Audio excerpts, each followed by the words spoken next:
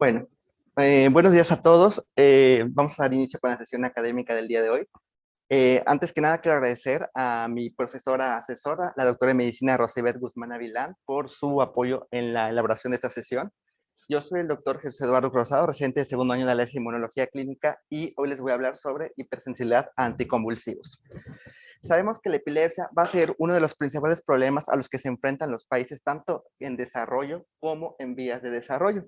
Se estima que aproximadamente 50 millones de personas padecen epilepsia alrededor de todo el mundo y cerca del 20% son niños. Esto se debe a las causas principales o a las etiologías que desencadenan este padecimiento, como son los trastornos hereditarios, los problemas infecciosos y también los mecanismos hipóxicos del sistema nervioso central. Y este se hace más pronunciado en países todavía que están en vías de desarrollo. Eh, Hablando un poquito de la historia del desarrollo de los anticonvulsivos, el primer anticonvulsivo que se llegó a utilizar fue en 1850 y fue el bromuro de potasio. Este se consideró como el primer antiepiléptico debido a que mejoraba las crisis que en ese momento consideraban como de histeria, y su mecanismo de acción era inhibir la respuesta de las células nerviosas. Posteriormente se tienen otros reportes de reacciones de hipersensibilidad basados sobre todo en síndromes y en síntomas que eran acompañantes al uso de algún otro medicamento que era necesario para utilizar crisis convulsivas. El primer reporte que se tiene en la literatura es el de 1934, escrito por Silver y Epstein, los cuales lo definieron como la enfermedad del Nirvanol. Ocurría tras la administración de fenobarbital y presentaba un conjunto de síntomas como fiebre, rash, leucopenia y eosinofilia. Y está documentado en los textos que ellos tienen sobre aspectos clínicos de la enfermedad del Nirvanol. Posteriormente, muchas de las reacciones de este tipo de medicamentos podemos predecirlas, pero la gran mayoría tampoco, podemos no ser tan específicos en las reacciones que van a presentar.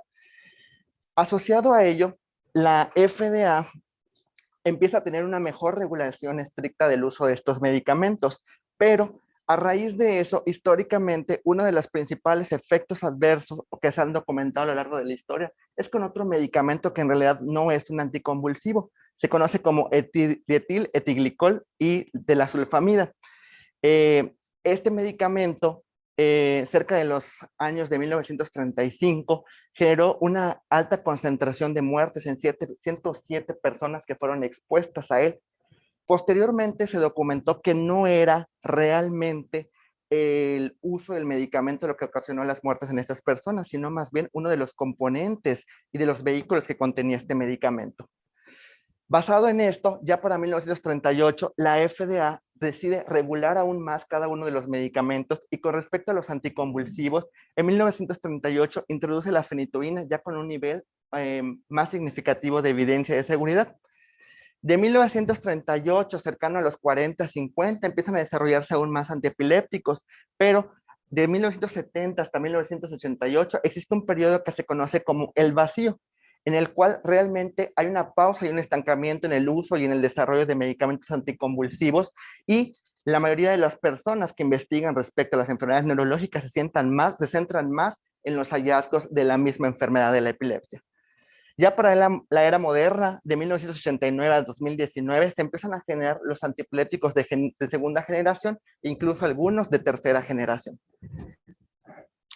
En esta tabla podemos observar el desarrollo histórico de este tipo de medicamentos. Como les había comentado, el bromuro de potasio es de los primeros en utilizarse de 1850, y posteriormente hay un lapso en el cual realmente no hay tanto auge con respecto al desarrollo de medicamentos anticonvulsivos, siguiéndole posteriormente el fenobarbital, la fenitoína, y hasta 1950, 1960 empiezan a haber el nuevo desarrollo de otro tipo de medicamentos.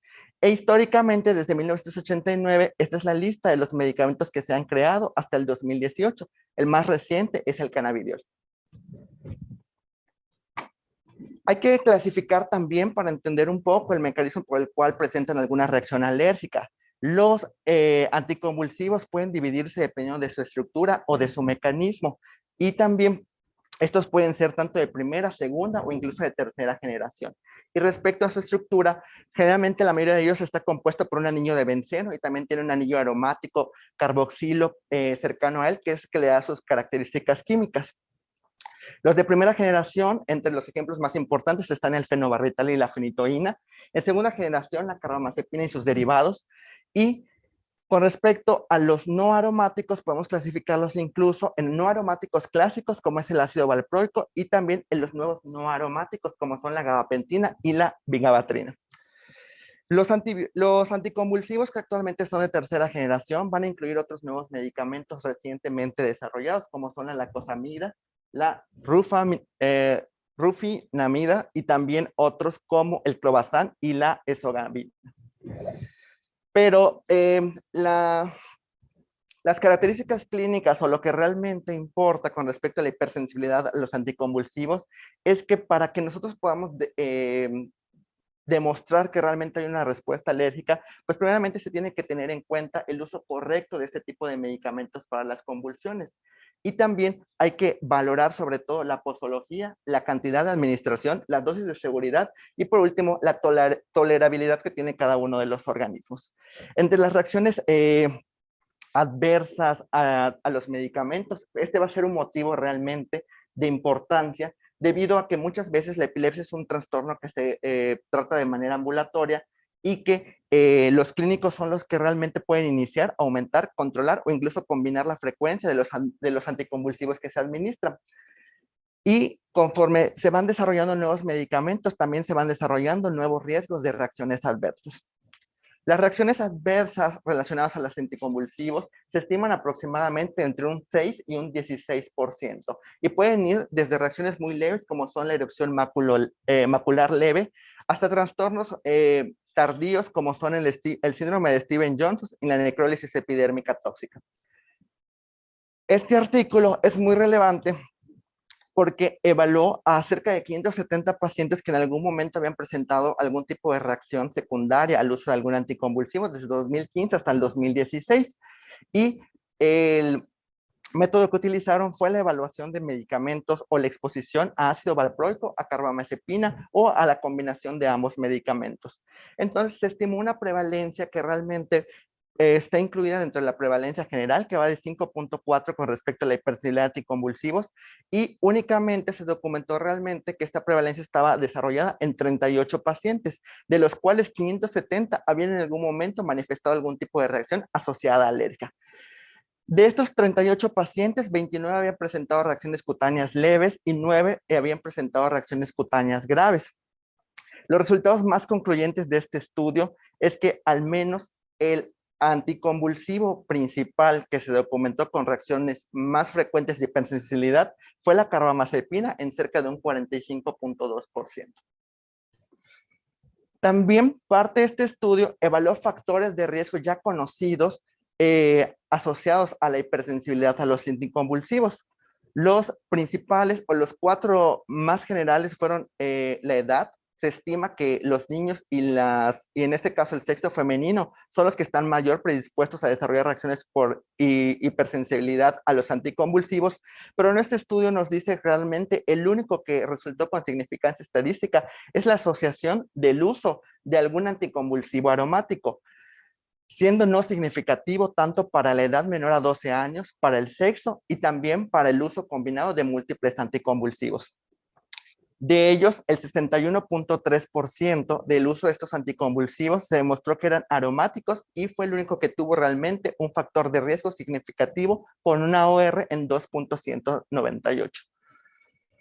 Epidemiológicamente hablando, no tenemos ciertas cifras tan precisas como para desarrollar una prevalencia o incluso establecer unos criterios muy específicos respecto a los factores de riesgo. Todo va a depender de la edad, de la región de la cual estamos hablando, también del uso habitual de los médicos con respecto a ciertos anticonvulsivos y también de las presentaciones clínicas. Estas reacciones pueden clasificarse de múltiples maneras, pero generalmente este artículo nos presenta una clasificación más sencilla. La divide entre reacciones leves, como son el aumento, y estas pueden aumentar cuando hay algún tipo de proceso infeccioso paralelo, y también las reacciones graves, entre ellas el síndrome de Stevens-Johnson y la necrólisis epidérmica tóxica, en la cual Generalmente los agentes que se han documentado que producen mayormente estas reacciones van a ser el alopurinol, las sulfamidas, en tercer lugar los antiepilépticos y los AINES. Pero dentro de la categoría de los anticonvulsivos, realmente está más asociada al síndrome de Dres. Los antipilépticos generalmente son las agentes causales más comunes del síndrome de Dres y generalmente un 36% de los casos está asociado al uso de carbamazepina, de lamotrigina y de fenitoína. Si hablamos de este tipo de reacciones graves a nivel del mundo, tenemos que en Francia se ha estimado que las reacciones asociadas a medicamentos más graves en un 21% están asociadas a antibióticos, pero en Singapur cerca del 75% está asociado tanto a los antibióticos como a los antiepilépticos. Y esto nos demuestra que también es dependiente de la región. Por otra parte, en otro lugar, en Corea, el 26% realmente se debe a medios de contraste. Aún así, es importante también tener en cuenta que las manifestaciones van a ser diversas y cada una de los anticonvulsivos va a tener una manifestación característica que pudiera ir desde una reacción leve hasta una reacción más grave. Este estudio que evaluó las reacciones graves cutáneas tras el uso de algún anticonvulsivo en una base de datos en Corea, evaluó 161 pacientes que habían presentado algún tipo de SCAR en 28 hospitales de referencia en todo el país. Lo importante aquí es tener en cuenta que ya habíamos comentado que la carbamazepina es el anticonvulsivo que mayor está asociado a este riesgo de presentar este tipo de reacciones y entre ellas pues el más característico, la manifestación más evidente fue el DRES, pero no así muy cercana del síndrome de Steven-Johnson con un 50% y un 53%. Esta tabla nos puede servir incluso como orientación, porque si nosotros buscamos por enfermedad, en el DRES podemos documentar que la carbamazepina, el ácido valproico y el levetiracetam son los medicamentos que generalmente están asociados mayormente a este tipo de reacciones. Por otra parte, los otro tipo de medicamentos como son el fenobarbital y la fenitoína estuvieran asociados mayormente al síndrome de Steven-Johnson. En este otro estudio de Mockenhaupt en 2008 evaluaron cuáles eran los medicamentos que mayormente producían el síndrome de Steven-Johnson y la necrólisis epidermoica tóxica. Y dentro de todos, o los principales, hay 4 anticonvulsivos que eran más frecuentes, y lo cual nos da mucha relevancia clínica para saber sobre hipersensibilidad a los anticonvulsivos. En primer lugar, la carbamazepina, después la lamotrigina y el fenobarbital y la fenitoína. También hay otros medicamentos que fueron evaluados como el uso de alopurinol, el clotrimazole y también los analgésicos. A pesar de ello, realmente, y a pesar de que tengan un anillo aromático, realmente no todos los anticonvulsivos aromáticos están asociados a un riesgo de reacción grave, porque incluso está documentado también que al menos el ácido valproico que pertenece a esta categoría no parece tener un mayor riesgo al uso de desarrollar síndrome de Steven-Johnson o necrólisis epidermoica tóxica, en contraste con otros epilépticos que ya hemos mencionado. Con respecto a la patogenia que genera las reacciones alérgicas, generalmente este es multifactorial y está asociado a varios procesos, entre ellos procesos metabólicos, genéticos e inmunológicos, y la mayoría de esta fisiopatogenia todavía no está entendida completamente. Se proponen, como en los anteriores reacciones de hipersensibilidad a otros medicamentos que se han estudiado, la teoría de 3 causas principales, entre ellas la teoría de los aptenos, en la cual realmente el medicamento se va a metabolizar, va a generar radicales oxidativos y estas van a generar unas moléculas con unos enlaces covalentes capaces de unirse a las moléculas de complejo de histocompatibilidad y desarrollar una respuesta alérgica. Otra de las reacciones es la interacción fármaco-receptor, en las cuales los medicamentos y los metabolitos de esos medicamentos se van a saltar la vía de los enlaces y las células presentadoras de antígeno y se van a unir directamente al receptor.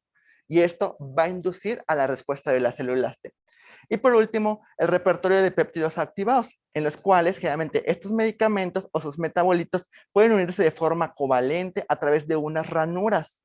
Entonces, al encontrarse en estas ranuras, generan algo que se conoce como unión péptica de ciertas moléculas compatibles con el complejo de histocompatibilidad, y potencializa realmente un nuevo repertorio de autopéptidos endógenos y potencializa la presentación y la respuesta alérgica de las células T.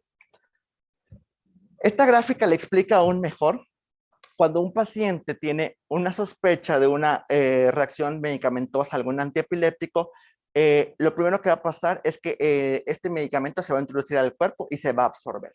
La mayoría de ellos puede ser por vía digestiva o por vía parenteral. Entonces, durante su metabolismo puede seguir dos fases. El metabolismo del citocromo P450 y también la fase 2 del metabolismo de sustancias como epóxido hidrolasa o glutatión transferasa.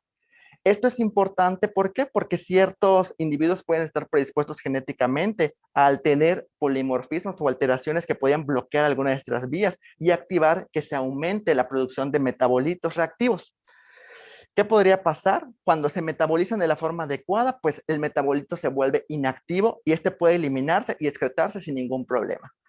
Por el contrario, cuando el metabolito genera especies reactivas aún más graves, puede generar un daño directo tisular, sobre todo si está potencializada por una infección grave, dando señales de alerta y activando la respuesta inmune, o por el contrario, puede generar una respuesta alérgica tardía a través de los mecanismos que habíamos comentado antes, presentando la respuesta al complejo de histocompatibilidad y posteriormente activando las células T, generando igual un daño tisular e incluso una respuesta inflamatoria.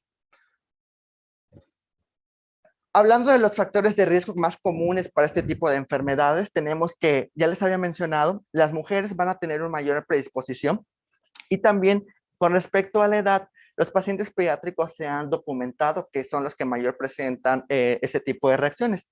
Esto se debe a que estos pacientes tienen una reducción de la conjugación de los glucurónicos y también tienen una menor tasa de eliminación del citocromo P450, tal vez debido a la inmadurez de su hígado. Se ha documentado en otros estudios, por ejemplo, en niños, que la lamotrigina generalmente está relacionada 10 veces más a que presente algún tipo de riesgo de reacción y, por el contrario, en los adultos hay de 3 a 5 veces más en niños que puedan tener algún tipo de reacción grave, como son las SCART. Las infecciones también juegan un papel importante. Ya sabemos que el síndrome de VIH es una característica principal o una manifestación que en algún momento puede alterar el sistema inmunológico y también puede potencializar la respuesta alérgica. Al menos en este tipo de pacientes, la infección viral que se ha asociado como cofactor es el asociado al herpes virus tipo 6. Y posteriormente vamos a ver cuál es este tipo de asociación. También el desarrollo de enfermedades concomitantes también puede establecer, potencializar este tipo de reacciones. Las enfermedades que más han sido estudiadas son las enfermedades autoinmunes como el lupus, también algunos otros procesos infecciosos y el tratamiento crónico o prolongado con esteroides. Entre los factores de riesgo que han sido estudiados se encuentran estos tres.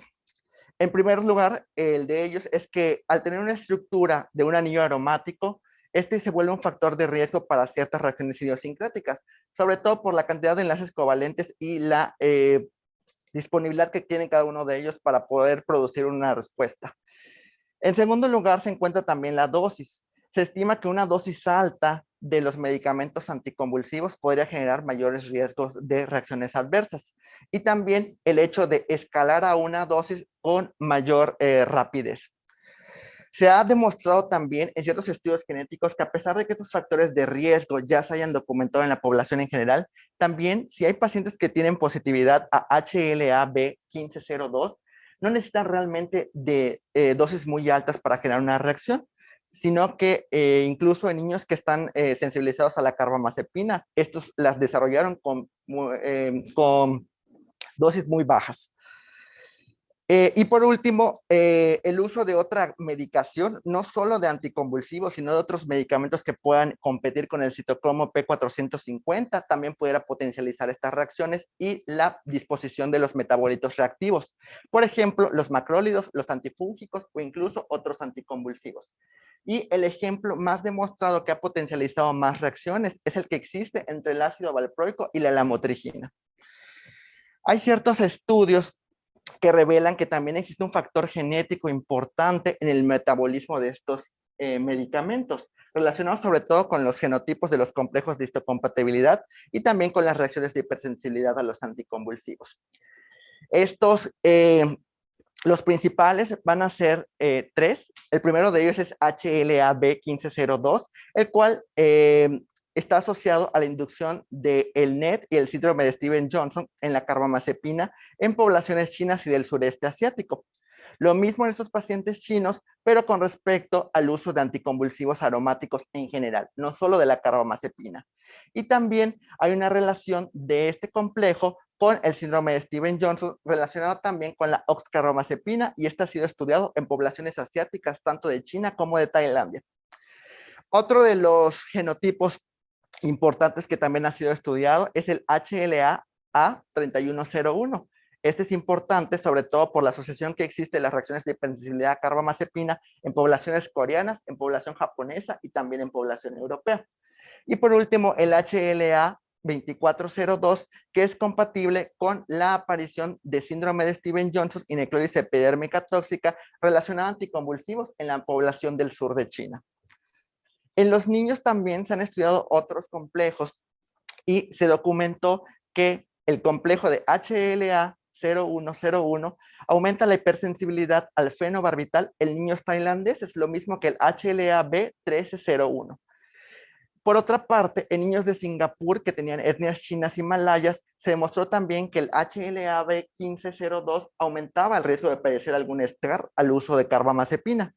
Y por último, el HLA-3101 aumenta también el riesgo de padecer DRES o exantema maculopapular, inducido sobre todo por la carbamazepina. No solo en la población de origen asiático, sino también que se han demostrado otros complejos como el HLA-1502 asociado con carbamazepina y síndrome de Stevens-Johnson en pacientes cercanos a nosotros, como son en América del Norte, que tienen un origen étnico diverso. Hablando de los factores de riesgo, hay otros factores de riesgo que también están involucrados, como les había comentado, y es el riesgo de padecer alguna infección en paralelo. ¿Qué pasa con este tipo de pacientes? Pues disminuyen sus niveles de inmunoglobulina, disminuyen también los recuentos de células T y pueden incluso aumentar la reactivación cuando están en conjunto o tienen una infección concomitante por el virus del herpes 6. Y esto puede desarrollar una posterior aparición de un síndrome de hipersensibilidad a los anticonvulsivos. Estas alteraciones inmunológicas podrían en algún momento incluso llegar a ser un predictor útil para el desarrollo de este tipo de reacciones de hipersensibilidad. Y en este estudio que hizo Cano y colaboradores, evaluaron a 10 pacientes que presentaron reacciones de hipersensibilidad graves y se demostró que lo importante con la mayoría de ellos es que tenían títulos positivos para el herpes virus tipo 6 y que al mismo tiempo sus niveles de inmunoglobulinas relacionados a su edad se encontraban por debajo de la media. Evaluando los niveles de inmunoglobulinas con respecto a las subclases, ellos establecieron un rango de aproximadamente 840 miligramos de decilitros para la IgG de tipo 1, 240 para el tipo 2, 80 para el tipo 3 y 40 para el tipo 4. Y ustedes pueden observar, y es muy interesante en este artículo, que en admisión ellos tomaron el nivel de inmunoglobulinas y la mayoría de ellos se encontraban por debajo de los rangos que demostraban como normales para su edad. Y posteriormente, después de haber mejorado e incluso tener una parte de convalescencia de la enfermedad y durante la recuperación, tomaron nuevos niveles de inmunoglobulinas y se demostró que habían aumentado. Esto podría explicar, e incluso está asociado estadísticamente significativo, de que incluso la infección concomitante podría disminuir aún más los niveles de esas inmunoglobulinas y potencializar la reacción alérgica de estos pacientes. Con respecto a las manifestaciones clínicas, estas van a ser diversas, la mayoría de ellas son de tipo A. Esto quiere decir que podemos predecirlas en la mayoría de los casos, pero también hay otros que están relacionadas al mecanismo de tipo B. Generalmente estas de tipo B van a ocurrir de un 3 a un 10% y pueden ir desde erupciones maculopapulares leves hasta incluso reacciones más graves, como ya hemos comentado, las SCARS y el síndrome de DRESS. Las reacciones que van a integrar este mecanismo de hipersensibilidad pueden ser amplias. Van desde reacciones cutáneas leves, en las cuales el paciente únicamente tiene un rash maculopapular, y manifestaciones diversas, pero no tan graves, hasta reacciones más graves como el síndrome de Stevens-Johnson, el DRESS, Posteriormente también afectación orgánica directa, como puede ser anemia plástica, agranulocitosis, una lesión hepática inducida por estos medicamentos, o incluso también otro de los órganos afectados va a ser el páncreas. Y por último, de las más raras o la que es menos común que pueda ser desarrollada como un tipo de reacción medicamentosa, es la pustulosis exantemática generalizada aguda. Con respecto a las erupciones leves o morbiliformes y maculopapulares, pues la mayoría va a tener una erupción irregular, generalmente no son confluyentes, muchas veces no hay afectación facial, o si lo suele haber, este es mucho menor. Tampoco puede haber, no está asociado muchas veces a edema facial o de cuello, y lo que me llamó mucho la atención de este artículo es que la mayoría de ellas tiene un prurito que es poco frecuente, presentan algún otro tipo de sintomatología relacionada al rash cutáneo, más que el prurito. Y otro tipo de reacciones van a ser las reacciones inmediatas, que ya sabemos que están mediadas por IgE. Estas pueden ir desde urticaria, angioedema, anafilaxia y pueden en algún momento ser asociadas como raras en comparación con las que están mediadas por las células T, que es como que un mecanismo principal para las reacciones de tipo crónico. Las manifestaciones clínicas va a depender del espectro o del síndrome que el paciente llegara a desarrollar y también del medicamento que esté asociado. Pero entre ellas las más comunes o las principales va a ser que la mayoría de los pacientes pueden llegar a presentar una erupción cutánea y fiebre. La fiebre se ha documentado en cerca del 90 al 100% de los pacientes y la erupción cutánea en un 90%. Posteriormente también pueden desarrollar linfadenopatías en un 70%. Hay alteraciones con respecto al crecimiento de determinados órganos como el hígado en un 50 a un 60%. Puede haber, aunque incluso es menos frecuente como les había comentado, edema periorbitario o incluso edema facial en un 25% y datos de conjuntivitis o faringitis en un 10%. Generalmente, la mayoría de este tipo de reacciones puede mejorar tras la suspensión espontánea del uso del medicamento e incluso no se recomienda, pero sí se está documentado que tras la reintroducción del medicamento podría otra vez reaparecer estos síntomas. Entre las alteraciones analíticas del laboratorio se encuentran también alteraciones hematológicas relacionadas con leucocitosis y también con el aumento de la eosinofilia en cerca de un 50% de los pacientes y en determinados síndromes puede incluso, ya habíamos visto, por el mecanismo de descomposición de los metabolitos del medicamento, haber alteraciones de las pruebas de función hepática. Este tipo de reacciones están relacionadas o son más comunes que nosotros veamos este tipo de manifestaciones en pacientes que hayan presentado algún tipo de reacción, sobre todo a la fenitoína, al fenobarbital y a la carbamazepina, y se debe también al metabolismo del citocromo P450, que es la vía de eliminación, y podría incluso también verse afectado cuando los individuos son más predispuestos a alguna alteración o a un polimorfismo con respecto a deficiencias de enzimas hereditarias. E incluso estas enzimas también pudieran aumentar la sintomatología e incluso también la gravedad. Hablando de las manifestaciones en general, esta tabla nos muestra un comparativo de las características clínicas y las manifestaciones que pueden tener los pacientes dependiendo de cada uno de los síndromes desarrollados. Ya hemos visto que la JEP es la que es la que se considera incluso más rara, pero las principales que nosotros deberíamos de conocer es el síndrome de Stevens-Johnson o necrólisis epidermódica tóxica y también el síndrome de Dress. Aquí la característica principal, ya habíamos visto que en la mayoría de ellas va a haber fiebre. Posteriormente puede ser que en algunas haya otras manifestaciones como presencia de pústulas, como presencia de edema facial, pero pues no son característicos. Si hablamos de las lesiones cutáneas, puede incluso ser diferente. Puede haber fístulas, puede haber pústulas, puede haber incluso también solo únicamente un rash y también puede haber desarrollo de ampollas y este es más común en el síndrome de Stevens-Johnson. Por otra parte, los mecanismos o los hallazgos en los que nosotros podemos considerar para un hallazgo histológico, muchas de ellas van a ser similares. Va a haber una necrólisis de la epidermis y va a ser más característico en el síndrome de Dress un infiltrado linfocítico. Lo importante aquí nada más es tener en cuenta y tener una alta sospecha dependiendo de los tiempos en los cuales los pacientes desarrollaron este tipo de manifestaciones. Y aquí en la tabla lo explica adecuadamente. Muchas veces las manifestaciones relacionadas a piel y mucosas, por ejemplo, en el síndrome de Stevens-Johnson van a aparecer de 2 a 3 semanas de evolución e incluso en el pueden durar hasta 1 o 4 semanas. Y esto es importante porque muchas veces el medicamento o el tratamiento que se da posteriormente a que se haya recuperado completamente el paciente es muy corto y puede incluso aumentar el riesgo de una reaparición del mismo síndrome. En esta otra tabla lo que podemos observar, se evaluaron 161 pacientes que tenían todas las características clínicas que ya hemos comentado, y de estos pacientes, el que está más asociado al desarrollo de reacciones de hipersensibilidad es el síndrome de Dres, en cerca de 89 pacientes que representaban el 55.3% de todos estudiados.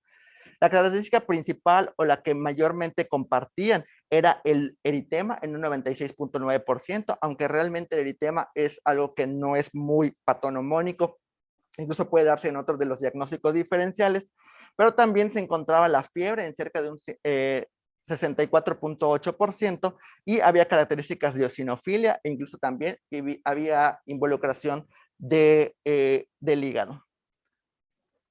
Con respecto a las pruebas diagnósticas, cuando se tiene la sospecha de un síndrome de hipersensibilidad de algún medicamento anticonvulsivo, hay varias que se pueden realizar, pero la mayoría de ellos pueden en algún momento tener baja sensibilidad o no ser aplicable dependiendo del tipo de reacción que haya presentado el paciente.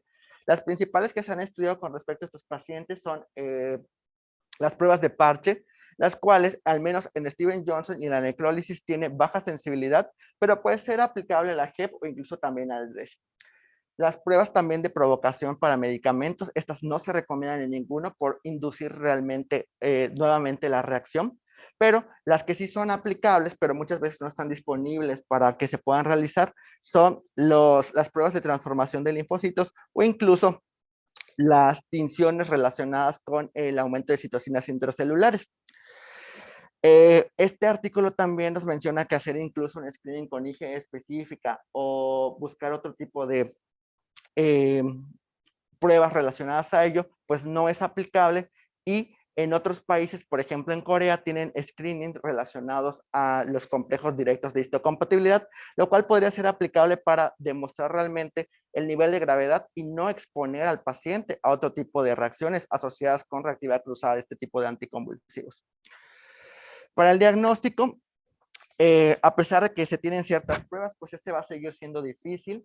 Realmente los resultados pueden en algún momento considerarse que son limitados y no hay estudios que avalen a la población en general, específicamente a la población pediátrica. Entre las pruebas que se pueden realizar para este tipo de diagnóstico se encuentran las pruebas cutáneas, que ya sabemos que siguen mecanismos de IgE. Estas son respuestas tempranas, se pueden leer incluso en 20 minutos y la mayoría de ellas, cuando son negativas, se puede optar por una prueba de reto, dependiendo. Si las reacciones fueron muy leves, realmente sí podríamos en algún momento intentarlo, pero en reacciones más graves o incluso en los SCAR, esto está contraindicado. Con respecto a las pruebas de parche, estos van a medir las reacciones de hipersensibilidad retardada. Generalmente, otras de los tipos de pruebas que pueden llegar a ser complementarias van a ser las intradérmicas, y estas se van a desarrollar las pruebas de parche en base a un 10% de petrolato como vehículo, y generalmente la mayoría de ellas que han sido comercializadas con respecto a los agentes de los anticonvulsivos tienen aproximadamente un 30% de la concentración de este producto. Y por último también las pruebas de origen genético que nos van a evaluar los polimorfismos. Estas son de un valor que tienen un valor predictivo importante para demostrar realmente reactividad cruzada y para evitar el riesgo de unas nuevas reacciones con respecto al paciente. Los polimorfismos que más se han estudiado son el HLA-B1502 en pacientes asiáticos y el HLA-B3101 en pacientes europeos, ambos para las reacciones que están asociadas a la carbamazepina. Entonces, debido a que hay una prueba estandarizada para reconocimiento de una prueba de reto a los medicamentos que pueden en algún momento ser confirmatoria y ayudarnos para nuestro diagnóstico, pues no se conoce exactamente el valor diagnóstico tanto de las pruebas cutáneas como de las pruebas in vitro. Y esto es porque muchas veces la mayoría de los pacientes presentan reacciones graves y no se exponen otra vez a realizarse algún tipo de estimulación.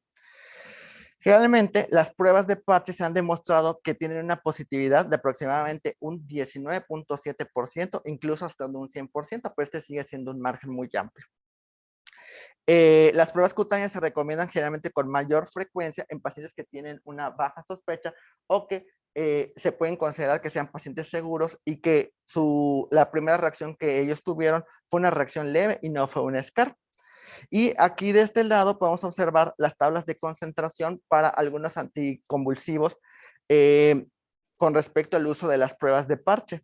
Entre ellas, pues el vehículo va a ser la vaselina y el porcentaje que se puede utilizar varía diversamente dependiendo de cada uno de los productos comercializados. Por ejemplo, en la carbamazepina, que puede ir del 1 al 10%, la fenitoína del 5 al 10%, la motrigina del 10 al 50% y el fenobarbital del 5 al 10%. Con esta limitante es que muchas veces tampoco hay comercializado para todos los productos en los cuales podemos tener sospecha y que incluso también una desventaja de esto es que podría inducir a una reacción, a una dosis muy baja, pero también podría ser inducible a una reacción, a una dosis un poquito más alta. Entonces, esto es una limitante de la prueba. Con respecto a las pruebas diagnósticas, tanto de parche como intradérmicas, estas pruebas suelen realizarse cuando el paciente tiene una erupción benigna, cuando tienen baja sospecha clínica o incluso también para excluir la reactividad cruzada, que es altamente prevalente, sobre todo en pacientes que tienen hipersensibilidad a los anticonvulsivos aromáticos. Esta va de un 40 a un 80%. Hay otros pacientes que han presentado SCARS y que en algún momento se les han realizado este tipo de pruebas, por ejemplo, en el síndrome de Dres, pero estas siempre y cuando el DRES haya sido considerado como un DRES leve y se recomienda realizarlas después de 6 meses de haber resuelto la primera reacción cutánea y que también para evitar potencializar al mismo tiempo la reacción se demuestre que el paciente tiene una PCR negativa por el virus del herpes 6. Por otra parte, si nosotros decidimos hacer estas pruebas, la recomendación en tiempo es que se realicen al menos 4 semanas posteriores a la primera reacción y que el paciente haya interrumpido el uso de glucocorticoides y también de inmunosupresores sistémicos.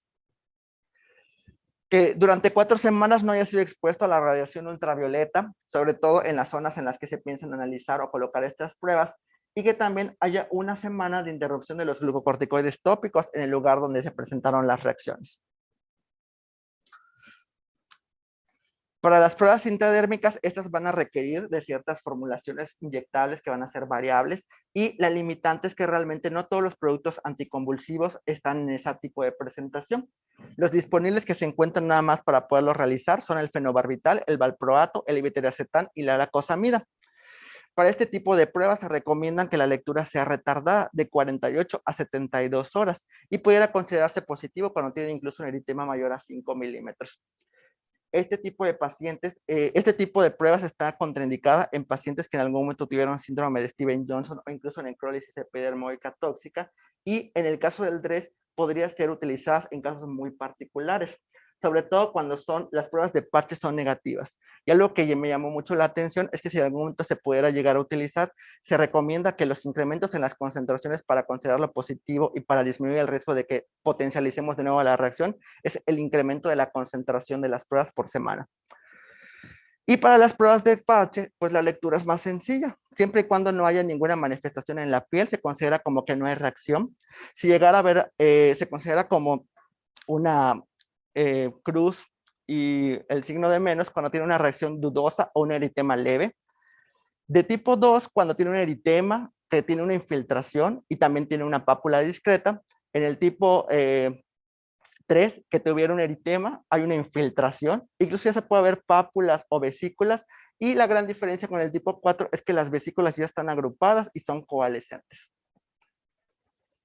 Lo que les había comentado y la importancia realmente de hacer este tipo de pruebas 4 semanas después radica en que en dermatología también se conoce como algo, hay un síndrome en particular que se conoce como síndrome de piel estimulada. Esto quiere decir que son los residuos o la actividad todavía de memoria de los linfocitos T que fueron activados y que puede incluso darnos falsos positivos durante la aplicación de las pruebas.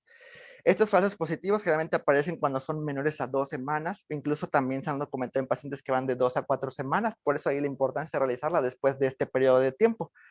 Y no solo los anticonvulsivos u otros medicamentos son los que también pueden desarrollar este tipo de síndrome, sino pacientes que también realizaron algún tipo de reacción, por ejemplo, a otros metales como el níquel.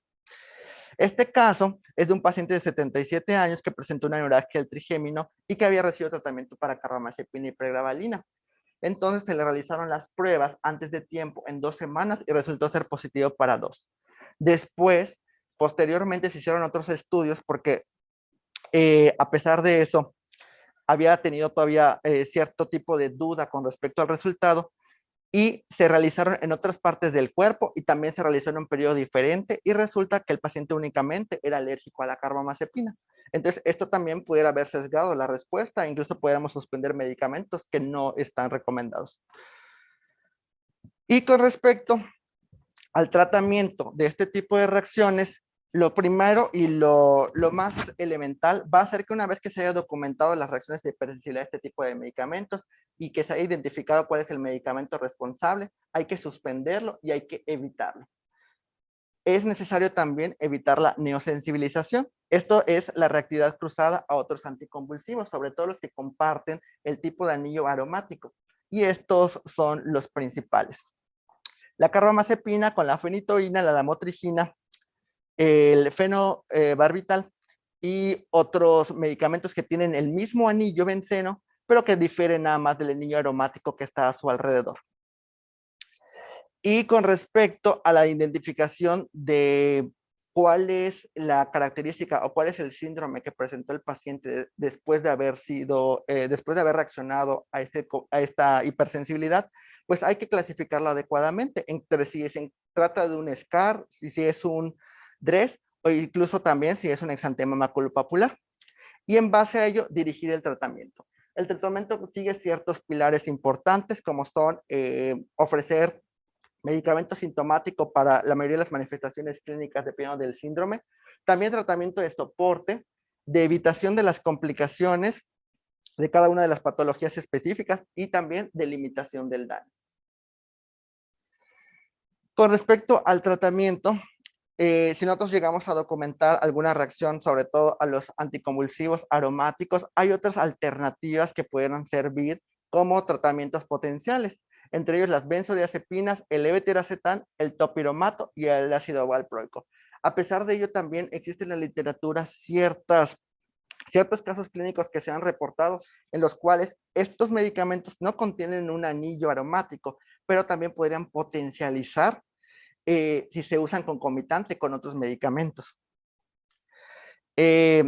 Las reacciones alérgicas generalmente que están asociadas a actividad cruzada se van a reportar en aproximadamente un 40 o un 58%, de ahí la importancia que la mayoría de las veces suspendan todos los anticonvulsivos que pertenecen a la misma familia, sobre todo los aromáticos, y muchas veces en pacientes que presentaron reacciones leves, podría incluso evaluarse el uso de desensibilización y en pacientes que presentaron SCARs graves, como el síndrome de Stevens-Johnson o la necrosis epidemiológica tóxica, pues esto está completamente desaconsejado.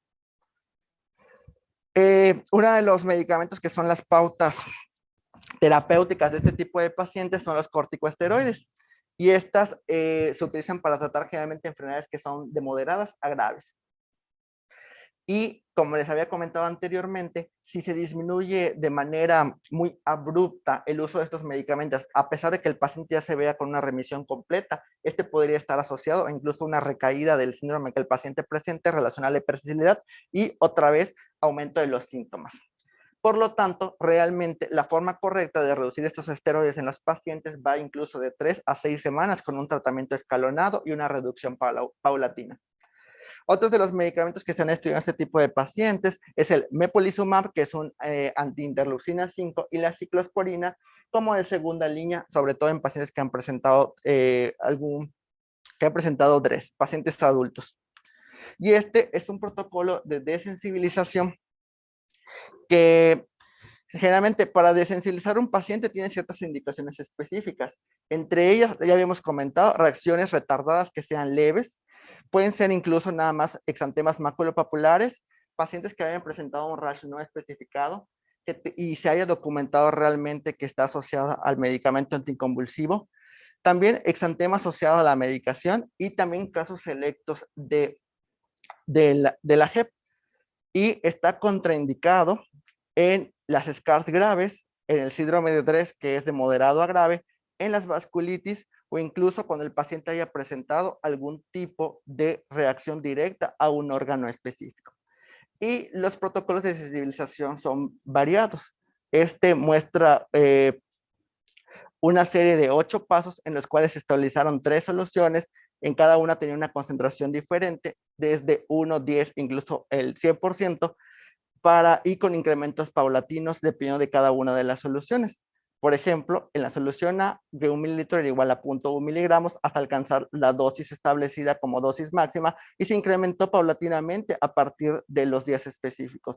En total, este protocolo para desensibilizar completamente al paciente y alcanzar una dosis terapéutica de al menos 612 fue aproximadamente de 82 días.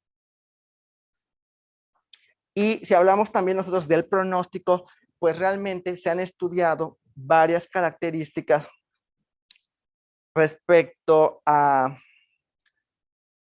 si ciertas manifestaciones o ciertos factores de riesgo podrían incluso empeorar el pronóstico de los pacientes hospitalizados.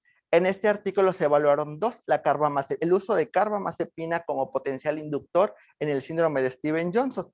Y realmente se estableció que no influye demasiado en que el paciente, si hizo algún tipo de reacción con carbamazepina, tenga un peor pronóstico hospitalario o pase más días de estancia intrahospitalaria.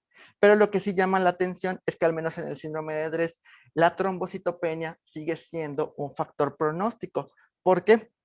Porque se documentó con significancia estadística que los pacientes que presentaban este tipo de manifestaciones clínicas empeoraban, incluso pasaban más días en estancia hospitalaria y también los desenlaces pudieran considerarse hasta fatales.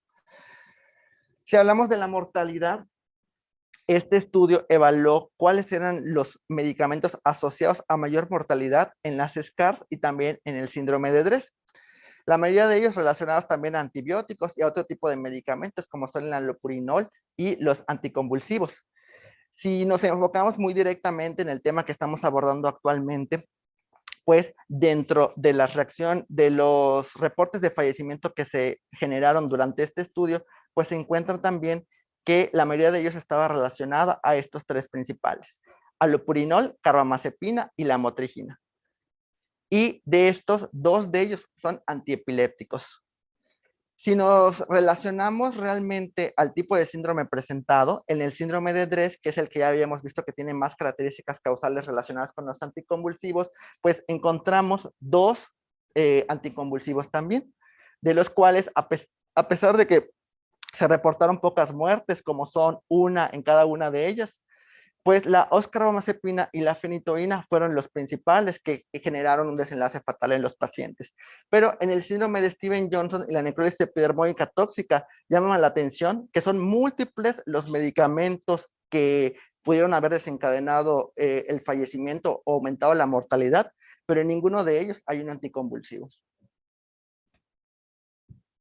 Como conclusiones, o lo importante sería realmente que si nosotros sospechamos de tener un paciente con algún riesgo de hipersensibilidad a los anticonvulsivos, pues realmente podemos realizar bastantes pruebas para que nosotros podamos documentar si cumple o no con los criterios. La mayoría de ellos son las características clínicas y es una buena historia clínica la que nos va a orientar hacia en algún momento poder realizar o no estas pruebas.